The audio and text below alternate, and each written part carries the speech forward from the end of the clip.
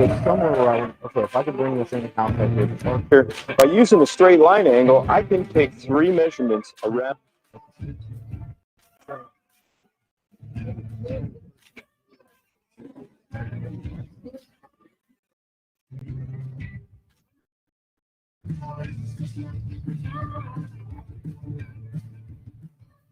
Good morning, everybody, and welcome to Spinisi Interactive Week, Day 5, Welding and Joining for OEM Repairs. Let me introduce your host, CEO and Managing Director of Spinisi Americas, Mr. Tim Morgan. Good morning, everyone. I hope everybody's been enjoying this week as much as we have. It has been a pretty exciting week to be able to do this, be able to bring this out to the industry, and it's something that's going to continue. We already had a couple of meetings about what's next, where do we go next, what do we do. Pretty excited today to be working back again with the technical group out there, and we're going to go live to Studio One with Jeremy Holloway, our Director of Technical Training, and Brett Runyon, our Sales and Technical Specialist. How you guys doing this morning? It's better when you can hear the microphone. That's all I'm going to say is audio is a key ingredient to this experience. So let's ask them again. How are we doing out there, guys? We're doing great. Doing great. Good. There we go. Good. So what do you got for us this morning? I see you got a MIG welder set up there. You got a spot welder set up. Yep. So what we're going to do today is we're going to show you some of the features of our Q5.2 inverter MIG welder. And then we're going to talk about the 14500 squeeze type resistance spot welder. So being as this is OEM welding and joining, if you don't know, you will shortly, if you're running a body shop or a technician, that OEMs are requiring different types of machines, different types of filler wires, different types of gases. They all have a specific way that they want you to join the car back together in a collision repair. And the reason they do that is because they want you to reproduce the original manufacturing strength and joining method. And what they're doing there is they're doing their absolute best to retain that crash characteristic or that strength when we have that second collision. So we're making it safe when it goes back on the road. How important do you think it is that we look at the OEM requirements or specifications before we start welding on something, Jeremy? I would say that I would not perform any repair on any vehicle until I read the repair procedure, because they are all just a little bit different, and there is no way I would go into a repair blind and assume that I know. Even if you made a repair, say you put the same rear body panel in last week and here you are doing it again, I'd read it again, because they do update them on the daily. Constantly. So yeah, I would definitely read the repair, make sure that you're going to use the correct joining method, whether it's welders, whether it's glue and rivets, what have you. You want to make sure you have all of those correct tooling, equipment, consumables on hand, ready to go. Well, and that's a key point there. When you mention, even if you did it last week, it may change. Check it again, because that is very true. Procedures do change as the repairs evolve. Sometimes they come up with an easier way to do it, or they find that they change that, and we've seen that in all manufactured products. Really, you can't do anything without the procedures. And even in the presentation we did yesterday with Ian, he said he had a RAV4 in his facility, and by the time they got done pulling all the procedures, they had over 1,000 pages for one repair. Wow. Right. So first thing we're going to do is I'm going to run you through some of the basics here on this Q5.2 inverter MIG welder. It is a fully synergic welder, which means that when you adjust the metal thickness, it's going to adjust the current, the wire speed, it's going to adjust all that. That's just what synergic means, just multiple parameters at once. So what this is designed to do is make it very easy for you to pick up the trigger and go. And I'll explain what that means. So the way this welder works is you pick up the trigger, you click it, click the button on the trigger, and it actually changes the program on the face of the welder to that specific material type. So since we're talking about material types, I'll show you the inside of the case here. It actually, let's move it a little bit better so you can see. There you go. So we actually ship this welder with 2 rolls of aluminum wire, 5356 and 4043 at 1 millimeter. We ship with a roll of silicon bronze, which is 0.9 millimeter, and then we ship with a roll of steel wire, ER70S-6, which is 0.8 millimeters. So you can see that this is well equipped for welding multiple material types. And also, you actually have a chart inside of the case here that walks you through all of the programs when you're selecting the material type on the face of the welder. So it's super simple. You just open the case, you select the correct material types, diameter, shielding gas, and you are ready to go. And what's nice, once you make those adjustments, it stays there. It doesn't change unless you change it yourself. So that's what's so nice about this machine is it's designed to, once you have the settings done, you pick up the trigger and you click and go. So say you want to move from steel to silicon bronze. You pick up the trigger, click the trigger, and it actually has not only a function to change the program automatically when you click the trigger, but it also has an internal valve that changes the shielding gas over, because we know that with silicon bronze, you weld with 100% argon, steel welding, 75-25 argon, carbon dioxide. So walk through the face a little bit here. I'll tell you what we have.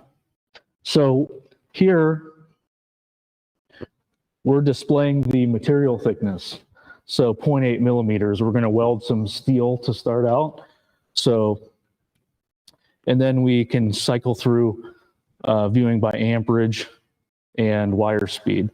The other side, we have arc length, the voltage, and inductance. Those are very fine adjustments. Can you explain the arc length to me? Arc length is how far away from the surface that the wire actually burns. So that adjustment, what it can do for you is it actually, if you're further away, it actually makes a wider cone of molten material coming out of the end of the wire and actually produces a wider, flatter bead. So say you're making an aluminum weld and it actually is a little bit narrow, a little bit too hot, you can kick your arc length up a little bit and it'll distribute that current and that heat, and it'll give you a flatter bead and maybe not melt through the backside quite as much. The other adjustment we have here is voltage, and electrical inductance. Those are very fine adjustments that, because you have the synergic welder, you don't always have to make adjustments, but you do have the ability to. Down here on the bottom left, we actually have Mig Mode and job numbers. Job numbers would be if you had a particular setting that you wanted to save forever. Say you're running a specific bead on the same car over and over and over, and you'd never wanted that setting to change. You could save that in here. There are some manufacturers that do have job numbers in their procedures, so that could be done with this machine. Then the program button down here, if you click the program button, you can see here that we have pulse, we have double pulse, and then we actually have manual or Mig mode. So there's 4 different modes. Now, I noticed when we were in that, our program number never changed from pulse, double pulse, or Mig. Right. So it's very easy if you wanted to go from pulse to Mig, which is actually a pretty common move when you're welding silicon bronze, to go from Mig mode to pulse. Mig mode would be if you were welding like a sectioning joint, or then you, with silicon bronze, then if you went to maybe welding the slot welds on the inner B-pillar on maybe a Honda high strength steel, you would move to pulse or double pulse. So you can make that change pretty easily here. So the other parameter here is 2-step trigger, 4-step trigger, crater fill, and spot stitch mode. So you can make adjustments there. So first thing we're going to do here is we're actually going to make some steel welds. So Brett's going to grab the steel MIG gun, which is the black one, number 1. Click the trigger. And then we're going to see that it's on MIG program 51. Where we got 51 is right here on the inside of the chart. So right inside the case here, you can see that we were on MIG mode. So here we are, 0.8 millimeters.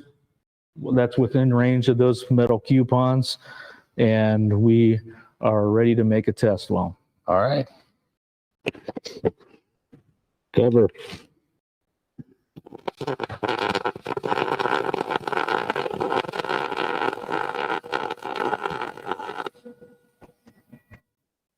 Looks like that could be just a little hotter.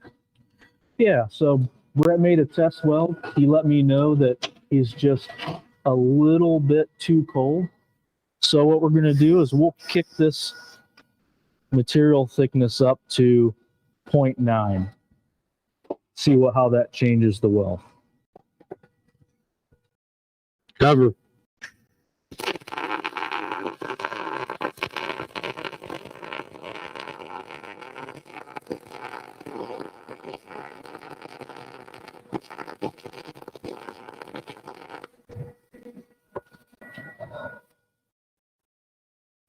Show them what you got there. You can definitely see the difference between the 2 welds. Just really with one click of a knob, we went from too cold to sufficient heat for making that steel MIG weld. We got the good penetration on the back. Yeah, that was really nice adjustment there. Yep. 1/10 of a millimeter adjustment. We went from extremely cold to proper penetration. And since we're talking about making test welds, I would always recommend that take some similar material to the vehicle that you're going to be applying welds to, whether it's MIG welding, whether it's spot welding, and you need to make some test welds, tear them out, because just keep in mind, when you apply those welds to that vehicle, it's going on the road.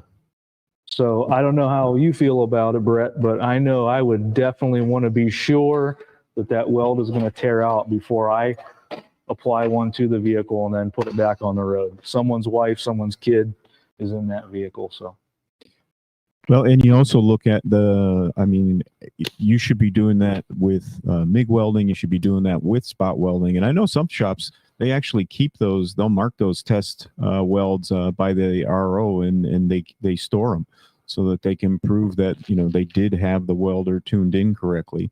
If you're sectioning a panel, you have another part of that panel left over that you can be able to use, or you can take the old panel that you removed from the vehicle and use those to be able to make your test welds. Right. And you can get paid for that, right? That's not a free operation. Making test welds, making that vehicle safe is something you can put on your estimate for sure. So you can never document too much. And that's a great point. And for more of those types of items, I'm just going to put a plug in here right now. Danny Grinenberg from DEG is going to be here to talk about that a little bit later. All right, so we made a test weld with the steel wire, and we made the adjustment, and we determined that the settings are good. We can move on. So what we're going to do is we're going to move on to silicon bronze. So talk about silicon bronze a little bit. There are some manufacturers that are requiring it on inner structure. The reason they're doing it is because it's a reduction of heat input into that part. Some of the high strength steels, you can actually damage them by introducing too much heat. So silicon bronze welding, actually, let me correct myself. It's not actually welding, it's a fusing process. So it's almost like adhering that wire to the surface. But what I want you to know about that is it's right around 900 to 1,000 degrees colder than steel welding. And that's why it is recommended for, GM's recommending welding or silicon bronze application on fender rails to A-pillar. Honda is recommending it on inner B pillars. Volkswagen's using it in various repair procedures. But that's not the only use for it. Because it is 900 to 1,000 degrees colder, think about the possibilities. If you have to weld a tab on, when you weld a tab on with steel, where does it always tear? It always tears on the panel around the tab because you've actually introduced all that heat into the panel. If you weld with the silicon bronze by welding a tab onto the vehicle, you're introducing that much less heat into the panel, and you can make a pull, and the chances of tearing it is significantly less. I've welded all kinds of things. I've welded tears. Believe it or not, I've welded bullet holes in some doors in some of the areas that I've worked. And it's just, I actually repaired a dent from a deer antler hitting a car. All kinds of things with silicon bronze, because not only do you're introducing so much less heat into the panel, it grinds easy. You can grind it with 80 grit. You're not removing all that material around it. It grinds down like butter. It's really nice. I have sectioned quarter panels with silicon bronze to the point where I finished with a coat of glaze, no body filler, just a skim coat of glaze. So this really nice. And again, you only want to use it where the manufacturer tells you to. Don't start welding all of your quarter panels on with silicon bronze unless you have a procedure in hand that says it's okay to do so. So enough about all the ins and outs about silicon bronze. We're going to let Brett here. He's going to make some silicon bronze welds. And he's doing this in pulse mode. So we can actually demonstrate, we'll tell you what it sounds like and looks like differently when you go from Mig mode to pulse. The first one he's going to do is pulse. So we're at 0.8 millimeters. And I'm going to kick it up to 0.9 because we found that out in the last test. Cover.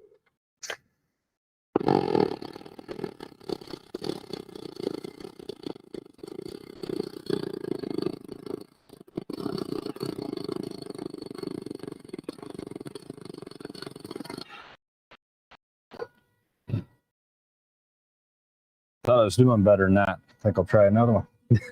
You do another one? Yep. All right.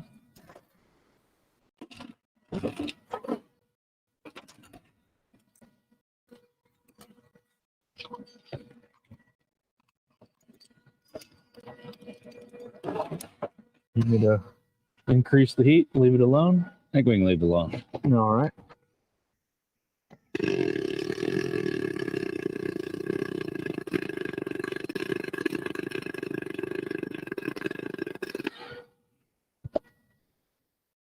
Nice job, Brett. The first one was all operator error. And that happens, and that's why we're doing a test weld.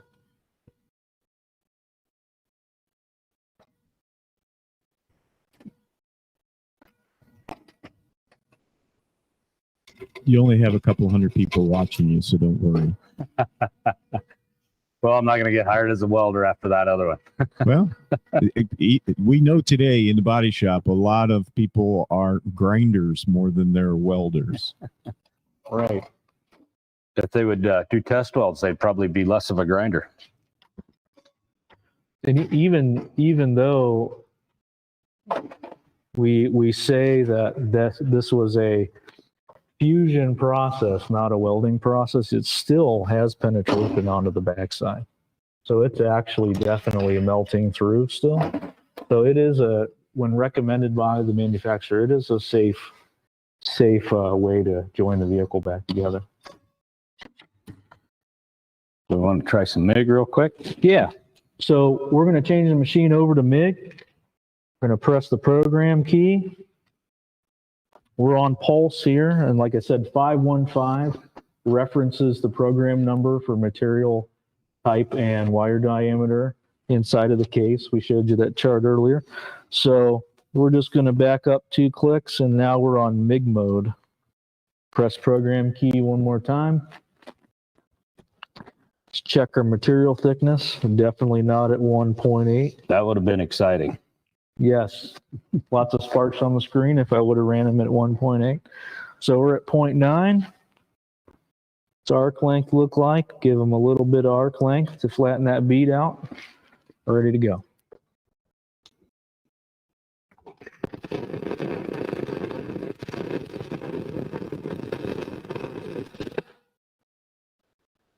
That's welding pretty nice. Could be a little flatter bead though. Okay.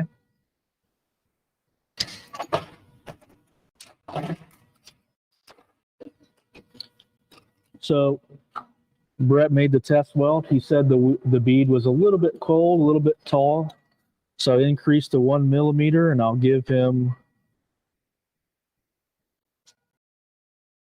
adjust the arc length up by 1 to 4, from 3 to 4, and we'll see what that looks like.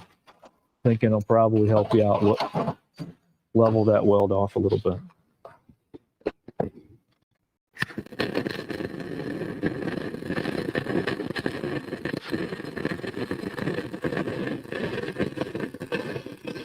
You can hear a difference in the sound.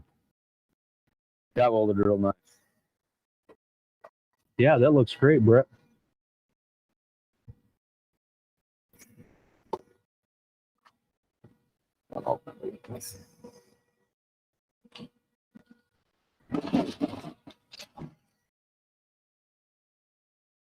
That's a really nice silicon bronze weld there.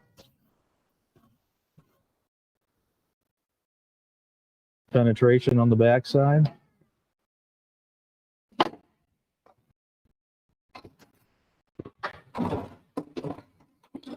Where was your first one? So you'll notice that we had pretty much identical settings between the pulse and MIG mode, but what you should know is that the reason we run on pulse is because it's controlling the heat. The pulse is raising and lowering the heat that is inputted into the panel very fast, and it's controlling the heat level that's applied. So MIG mode is just one heat setting. Pulse is actually going up and down, and it's controlling the heat better. So it's giving the panel a little bit of time to cool off and the weld to solidify as you're welding. So you'll see that the penetration levels between the two are a little bit different. Move to aluminum. Yeah. So move on to aluminum.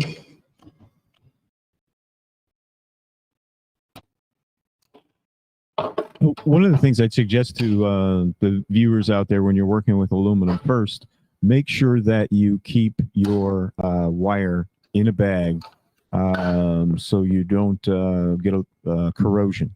And the same thing is you'll notice Brett there brushing the aluminum before he welds to be able to remove the oxidization, because aluminum starts to oxidize instantly as it's exposed to the air. Yeah, you make a good point, Tim. With the welding wire, what happens when it oxidizes and it becomes bad, it becomes brittle. It's not as flexible. So if you think about it, the OEM selected that specific welding wire to rejoin the vehicle because its strength properties and also how flexible it is when the car goes down the road and it can move and rotate. So if you put bad welding wire in your machine and you weld the vehicle, you're actually welding it with very stiff, very dirty welding wire that could be subject to cracking down the line. So you want to make sure that you have good, clean welding wire. If you weld with bad wire, you're going to notice immediately it's going to have a lot of soot. It's not going to be shiny. It's just not going to weld very nice. All right, Brett. So what do we got here? We've got, those are 2.5 millimeter plates. We're going to run with this because it's one, we're welding two stacked on each other. It's not two right against or stacked up double thickness.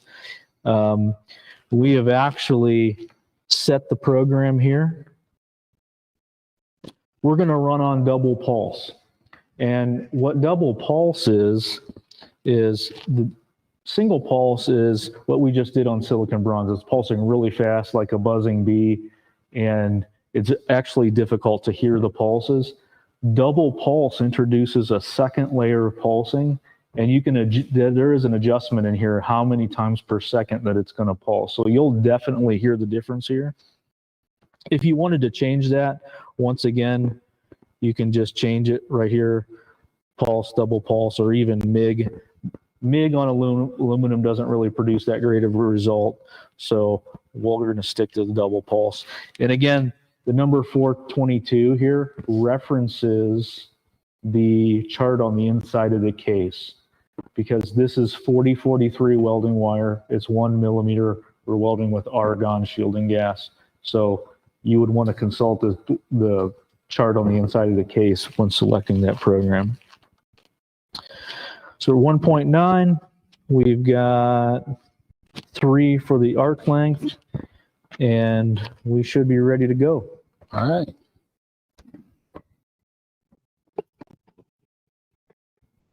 Cover.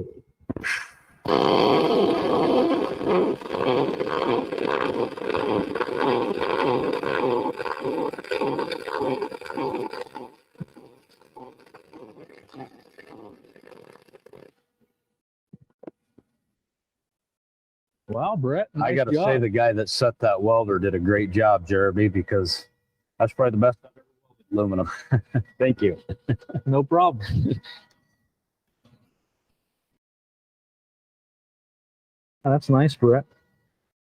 So you guys could hear that it was actually a timed pulse in the background. And the reason we do that is, once again, we're actually controlling the heat input into that panel. Because if you've welded aluminum before, it can be great and it can be bad all at the same time. And what I mean by that is if you put too much heat, you can burn through it relatively quickly. But this machine allows you to very easily make those adjustments. And once again, we're right at the bench. We're making test welds before we walk over to the car and apply those welds. And we can't see on the back side. I got a little over penetration, but after running that one, I could increase my travel speed a little bit. Right. How they take care of that. Yep. And Brett makes a good point here. Even if, your travel speed is maybe a little bit too fast, a little bit too slow, that is the quickest way to fix or make adjustments to your weld. But there are settings in here that can help you compensate for that. You can turn the heat up and down, or turn the arc length up and down, and you can actually make someone that is just, if you're teaching someone how to weld aluminum, you can make adjustments in that machine to try to get them over the hump and help them weld a little bit better. I also noticed you had the crater fill setting set on this one, because I got to the end, I let off the trigger and it continued to weld, and I could tell looking through my shield it was cooling down as the weld kind of, instead of ending abruptly, it kind of like ended on a taper. Right. It did a nice crater fill for me. Right, yeah, and that is a setting. If you remember how that weld sounded, when Brett pulled the trigger, it went really high pitch, and we programmed the welder to do that. Because the heat transfer on aluminum is 3 times the rate of steel, you want to introduce more current right off the bat to get that panel up to temp. That's why you can see here on this weld, the beginning, Brett did a nice job with the hot start on this, but if we hadn't had that hot start set properly, we would get a really tall beginning of the weld. Same thing at the end. There's a function called crater fill. Typically with aluminum, you let off the trigger and there's all that heat in the panel and it stops feeding wire. It leaves this big divot at the end. Well, the machine actually compensates for that. What it does is it reduces the heat input. It can speed up the wire that's fed into the panel to try and fill that current or that crater at the end of the weld. So there's all kinds of special parameters in here to make you a really great welder. I always hear some of the technicians have been around for years and years, and they say, "Oh, I don't want to learn aluminum." It's really not that big of a deal. It's not hard. It's, in some respect, it's actually easier if you have the right tooling and equipment. That's what's key. And like everything, it takes a little bit of practice. Right. I don't run a welder every day anymore, and so it kind of helps me to do a couple of these, and I improve as I keep going. That's right. So you want to make another one? Should we try one in single pulse so they can hear the difference? Yeah, we can do that. So let's push program. We're going to roll back to single pulse. As you can see, it retained the settings for the program. 422 was the 43 1 millimeter program. Push program key again. Now we're going to dial it back to, we'll go to 1.8 this time because you're a little bit hot. And then we'll give them, we like about 3 arc length there. And we'll make another weld, see what we look like. Cover.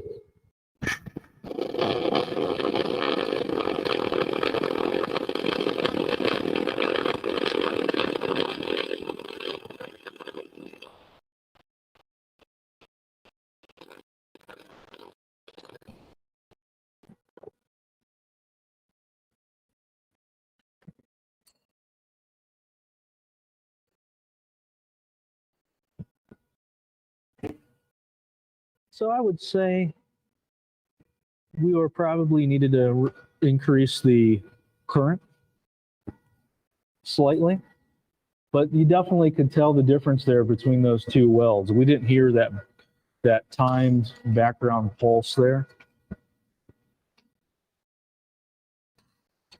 Don't want you to do the same one? Yeah, we'll do another one. We'll kick the heat up a little bit.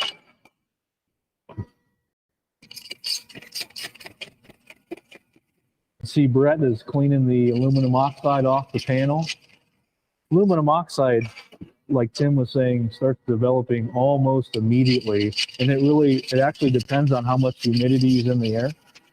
So if you're in an area that's real humid, that's going to be even more important to pull that wire out of the machine when you're not using it and putting it in a bag, and also cleaning your panels before you actually weld them.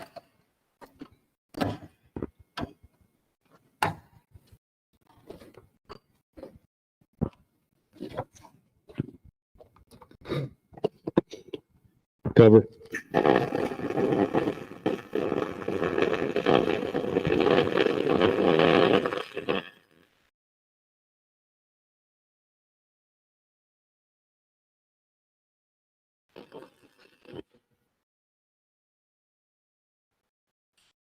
Nice job, Brett. Thanks.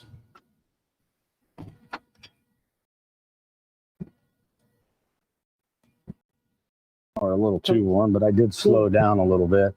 Right. So I think that would be an easy adjustment between your wire speed and a little bit of current. We could maybe bump down to 1.9, but that's why we're doing this. We're making test welds to make sure we're dialed right in. Right. Would you like to weld next?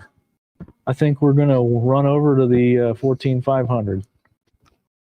So That's a pretty good demonstration to show how quickly you can adapt with that machine to be able to, even between, as you said, each technician's different with their movement. So you have the ability to be able to make some adjustments to be able to compensate for that movement. that's right. Yep. You can definitely make some adjustments to compensate for being too close or too far away, or too fast, too slow. You can definitely within range, but you can definitely help a technician out a little bit that's maybe a little bit irregular with their travel speed and distance. Well, I'm gonna tell you that I'm gonna need a lot of help with my welds. So, as much adjustment as I can get to get me to a good weld. That's what I'm gonna need out of that machine. Carl, I would be more than happy to give you a welding lesson at 11 a.m. today. And Suit right up. I will gladly assist. That sounds like a recipe for disaster. I actually love to train welding. I'll tell you what, it's great. It's great when you walk in and the facility and the technician's struggling and you leave and they're not. I mean, it's one of the things that I really enjoy. So 14500 squeeze type resistance spot welder, talking about OEM joining. Manufacturer is definitely going to recommend, in some respect, using a squeeze type resistance spot welder on steel. And the reason they're doing that, same thing we were talking about, they want to control the collision repair from a crash characteristic. And what that means is they want it to crash very similar to the way it did before it was repaired.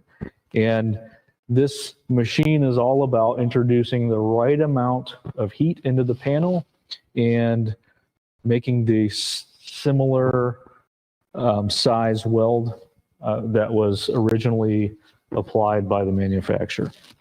So this machine, let's talk about a couple of things that it actually does for us. You notice that this head on this welder is relatively small. And I know I've used some squeeze type resistance spot welders from several manufacturers, and always the complaint is it's so heavy.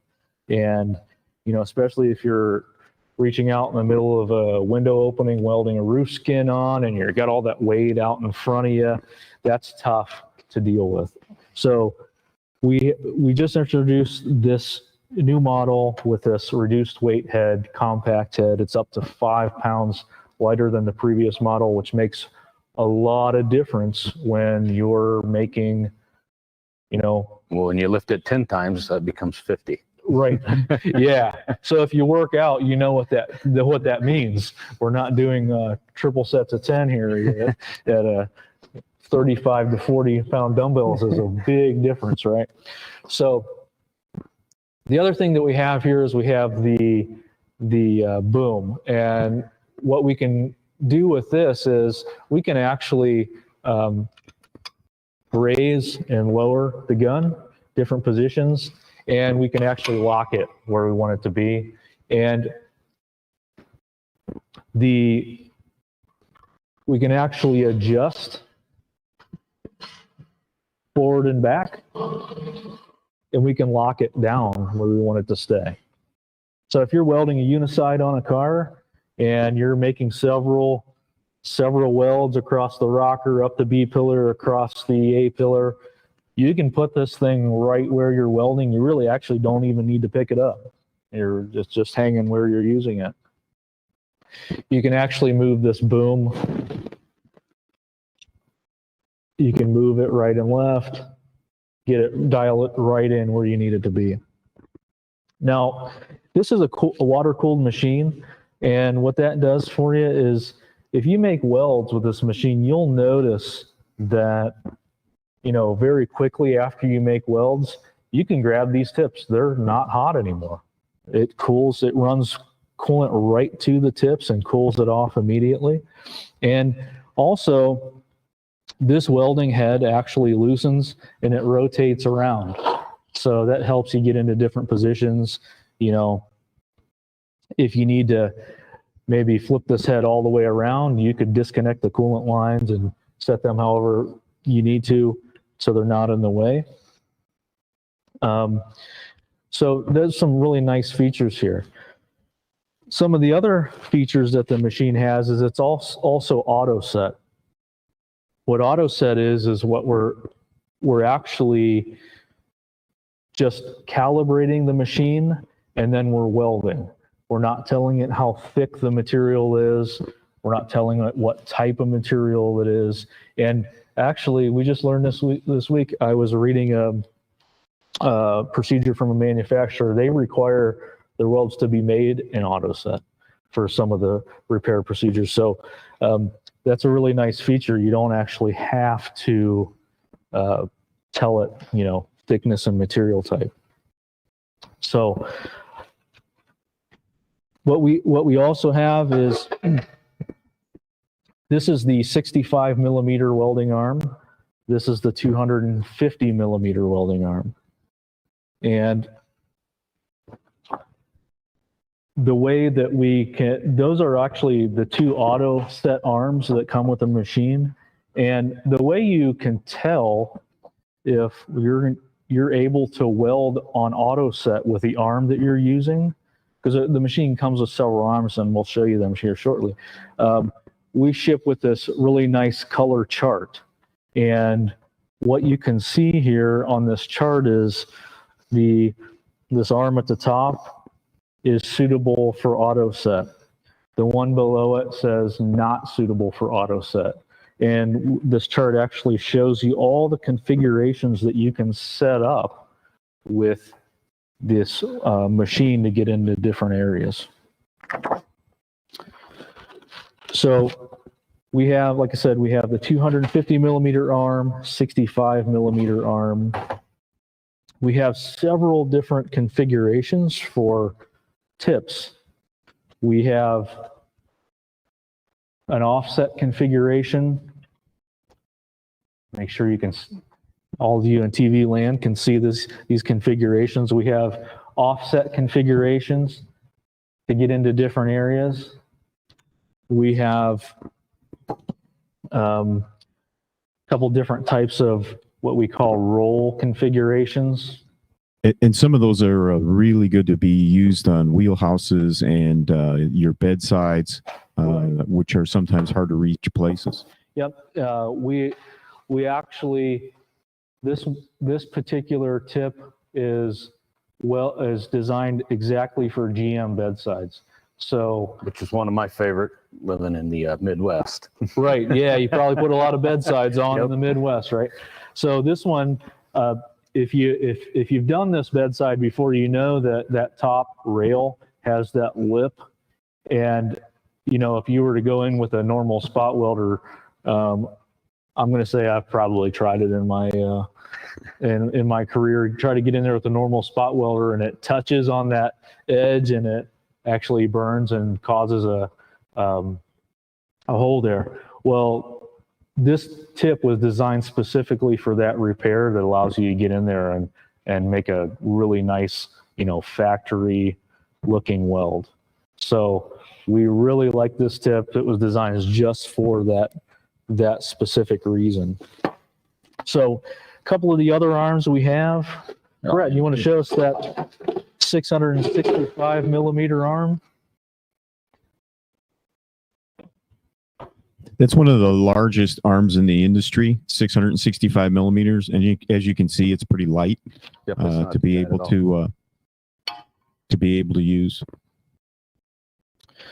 So that one is really nice for rear body panels. You know, you're trying to get into that that seam where the floor joins to the rear body panel on the back. I worked at a shop. I did. I'm telling you, I did trunk floor and rear body right back to back every day. And I really wish I had that arm when I did those repairs. You know, I noticed in my career at one time, I hardly ever did a rear body panel. And the next thing I knew, I did like 2 or 3 in 1 week. And I was like, what's going on? And I goes, texting. Yeah, that's right. I was going to say the same thing while we were talking about it. We think texting and driving sold a lot of rear body panels. It did. So, Still does. yeah. Well, we don't admit to it now. It's illegal. So we've got the X arm. I don't know. Can you see it? Yeah, so that takes you from a C to an X. So now my tips are on the opposite of where they are, and that also is going to help you get into a lot of different places that typically you couldn't get into before.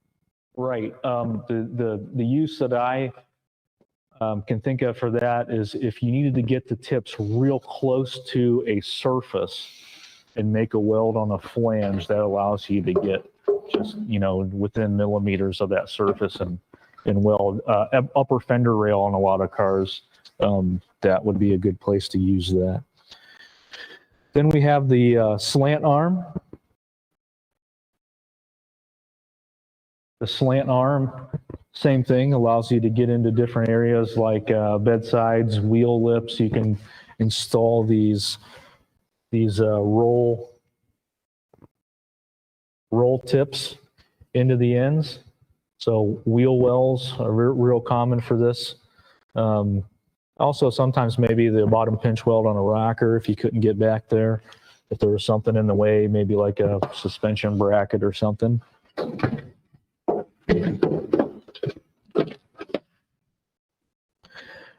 What we also have is here, come up so you can see. We have the single-sided attachment. This attachment does a lot of things for you. As you can see here, we've got the slide hammer on it, so it actually has a weld-on dent puller attachment. You can weld on different things like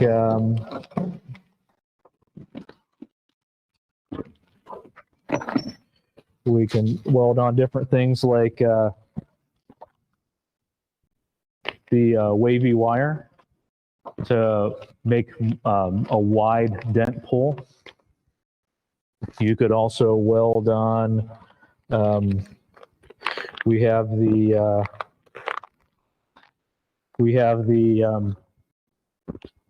star-shaped dent puller ends. So those go on the end of the dent puller. Those are really nice if you don't, if you're still using like the pin dent puller. This would be absolutely great for you because you're pulling a dent and then you just twist the gun and it breaks off and it doesn't, you know, you don't have to grind the pins off or anything like that. Well, you also have those studs for the wire looms that are popular. That sometimes they don't come on the replacement panel Right. that you have in floor pans. Also, There are manufacturers that do sell their surface parts that do not have the studs for, like Tim said, not only wire looms but also for, you know, those plastic 10 millimeter nuts that, you know, hold on, you know, different brackets and things like that. So you can weld those on, and it always stinks when you break one off. Not even just a new panel, you break one off, and then what do? You can weld one on and repair the panel. We can actually weld on, these are to accept a 10 millimeter bolt. So we can weld those cage nuts back on. Remember the 80 Chevys Oxide where they'd always spin off on you? Oh, yeah. Yeah. Yep. So you can, and then if you're, these tools aren't always for collision repair. You get into the restoration or hot rod industry. I'm sure you guys all watch those shows on, like Muscle TV and all that stuff. So the old chrome moldings that, you put the plastic clips, slide the plastic clips on, and then slide the chrome molding over it. You can weld those on, and keep getting scars on the ends of your fingers scuffing around them. Yeah, word for the wise. If you're going to be scuffing around those, definitely wear some gloves or something, because we've definitely got those in the ends of our fingers. So yeah, there's a lot of nice features with the welder. You can do a lot of things with it. So we'd like to show you a couple of welds. We're going to run it on auto set mode for you. So real simple, turn the machine on, and when you turn it on, you're going to see this mode right here. Make sure you guys can see can you see my screen?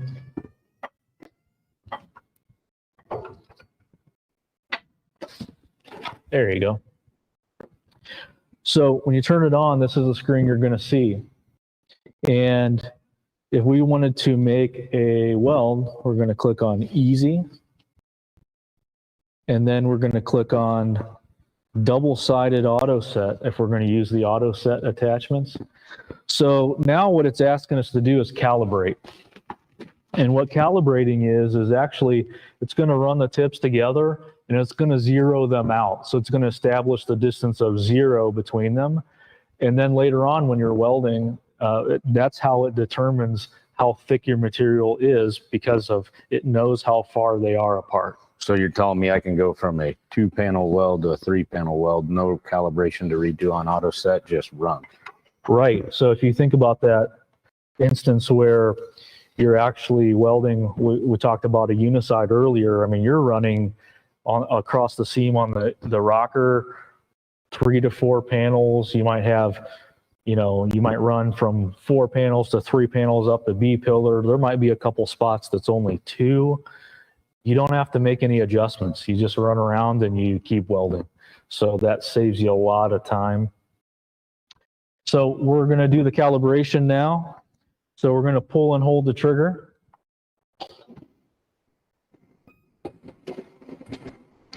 And then you see here that it says pass.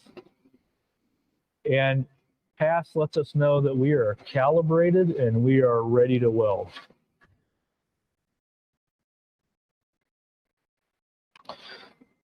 So here we go.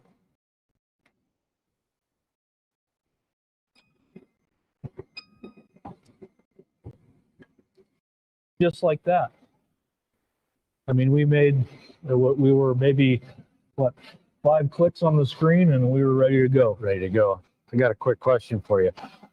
If that was to have done a bad weld or an error, how hard is it to reset it to go ahead and keep welding? So if you make a bad weld, Brett brings up a good point. It actually is going to come up with an error, and it's going to tell you that you made a bad weld. So that's a great feature. And to expand on that a little bit, this machine actually records a welding log, which you could print out of this machine and you could save for later. Machine doesn't actually have a printer on it, but you could get the data out of it. Let me correct myself. But it's going to tell you if you made a bad weld. So that's your indication right there that, hey, I need to, maybe put another weld next to it, or hopefully that's not going to happen on the car. And it could happen, but that's your indication that that weld didn't meet the specifications for a good weld in the machine. So again, the only thing you got to do to continue welding is just click the trigger twice, and it's going to allow you to continue the weld. It's going to clear that error out. Well, the other nice part about that logging system is if for instance, you make a bad, it comes up and it makes a bad weld. Is it preparation? Do I not have my tips configured correctly? It wants to stop you before you make a mistake. And again, with that weld logger, might take my USB stick to the welder, copy the data to the stick, and then go to your computer and be able to print that out and put that in the job file. Right. So if we're talking about making different types of welds, say we're going to run the machine on manual mode. You can run all of the arms on manual mode. There are some specifically that you have to run on manual mode, like the X arm, the slant arm, And the giant one. the giant, the 665 millimeter arm. So if you wanted to access those parameters, once again, this is the home screen that you see when you turn the machine on. You're going to click easy. You're going to click double side. And you can see here now that we actually are showing material thickness. So it wants to know what material thickness you're at. That'd be an average of the materials that you're welding together. So if it was a thick to thin, you want to be in an average. And then you click OK. Then it's going to ask you, are you welding bare ferrous metal? Are you welding ferrous plus zinc coated metal? High strength steel with the zinc coating, and then ultra high strength steel. So you would select that, click OK, and then you go right into welding. So this is where you definitely want to make a test weld. You would weld it, tear it apart, make sure you get the proper tear out according to what the manufacturer recommends, and then you would move to welding on the vehicle. So one last thing I wanted to show you on this machine is how easy it is to change an arm out. So I'm going to put this 250 millimeter arm on for you. So machine is water cooled. So if you had accidentally clicked the trigger while you had one of these hoses off, it could dispense coolant onto the floor. So just general recommendation to take turn the machine off. So disconnect the coolant lines. We're going to. Now, I'm not going to ask how you guys know about the shooting coolant across the room. Well, you know what they say about experience, Carl. And you're standing there grinning ear to ear. I think I probably know who got that experience. All right. So machine comes with this Allen key. You loosen the bolt. And then you actually have a pin here. We're going to depress the red button on the pin, take it out, and then we're going to take the bolts out.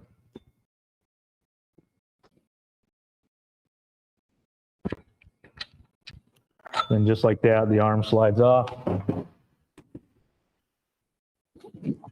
Then we're going to slide the new arm on.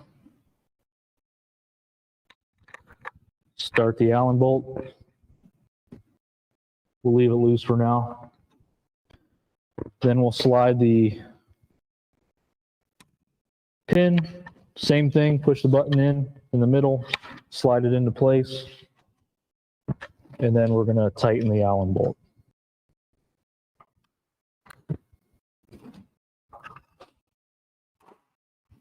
That's pretty quick.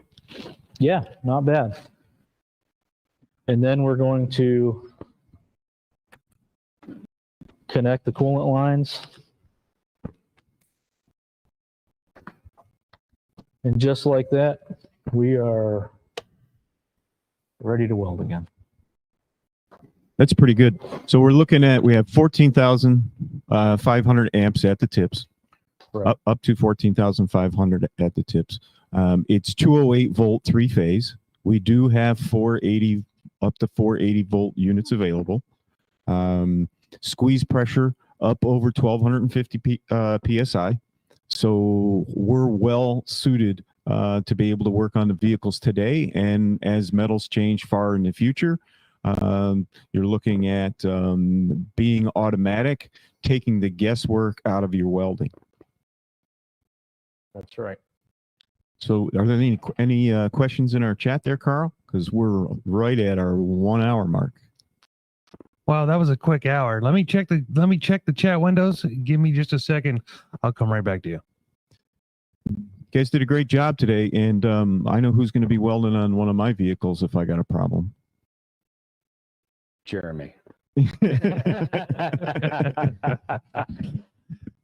I don't know that everybody's all the way woken up this morning. So a little light on chat.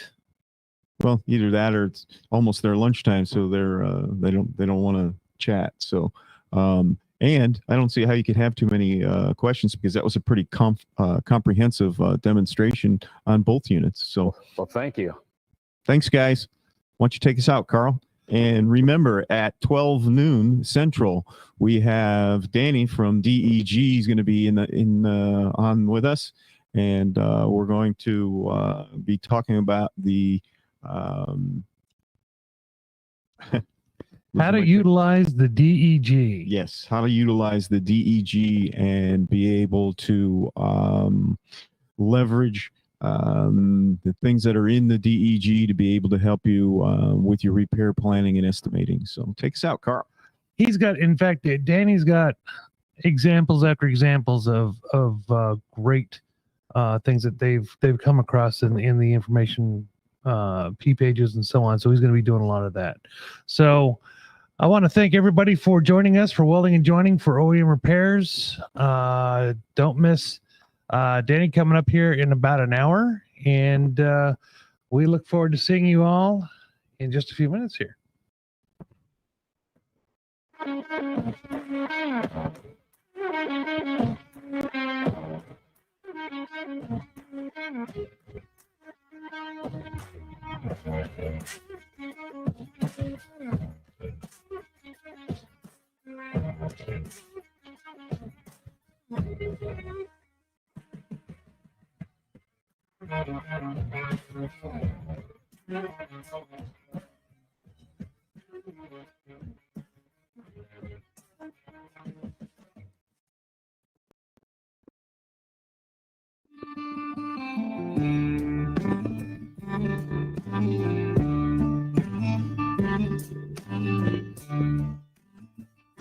They say things are changing in the automotive industry. New technology, computers, self-driving vehicles. From where we stand, we see our future and our path. The Collision Repair Education Foundation supports educational programs, schools, and students, working to create qualified, entry-level employees ready for the career opportunities our industry provides. But we can't do this mission without you. Each year, the foundation works to connect corporations and individuals to schools and students across this country. By being a part of our mission, you become an amplified force of leadership,